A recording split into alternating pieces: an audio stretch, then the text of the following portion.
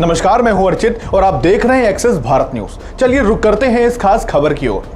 क्या बागेश्वर धाम की सरकार ने एक बार फिर विवादों को हवा दे दी है, या फिर उन्होंने सनातन धर्म की बेटियों को एक कड़वी लेकिन जरूरी हकीकत दिखाई है? पंडित धीरेन्द्र कृष्ण शास्त्री अपने तीखे बोल और बेबाक अंदाज के लिए जाने जाते हैं, लेकिन इस बार उन्होंने सीधे तौर पर हिंदू बेटियों के भविष्य और उनकी संस्कृति को लेकर एक ऐसी बात कह दी जो सोशल मीडिया पर आग की तरह फैल रही है।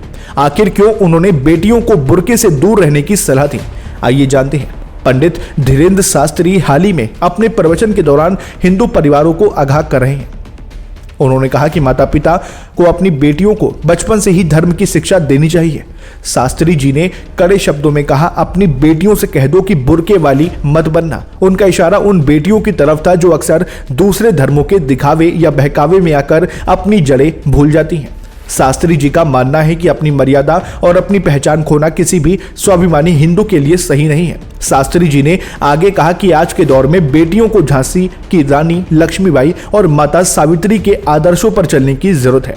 उन्होंने दुख जताते हुए कहा कि जब एक हिंदू बेटी अपनी परंपराओं को त्याग कर दूसरों की संस्कृति अपनाने लगती है तो वो केवल अपना धर्म नहीं बल्कि अपना आत्मसम्मान भी खो देती है। उन्होंने माता पिता से अपील की कि वे अपनी लाडलियों को इतना मजबूत और संस्कारवान बनाएं कि कोई भी उन्हें उनके रास्ते से भटका ना सके। धीरेन्द्र शास्त्री का यह बयान सामने आते ही इंटरनेट पर दो गुट बन गए हैं। एक तरफ उनके समर्थक हैं जो कह रहे हैं कि सनातन संस्कृति को बचाने के लिए ऐसी सख्ती जरूरी है, वहीं दूसरी तरफ कुछ लोग इसे व्यक्तिगत स्वतंत्रता पर हमला बता रहे हैं। फिलहाल आप क्या सोचते हैं? कमेंट बॉक्स में अपनी राय साझा करें।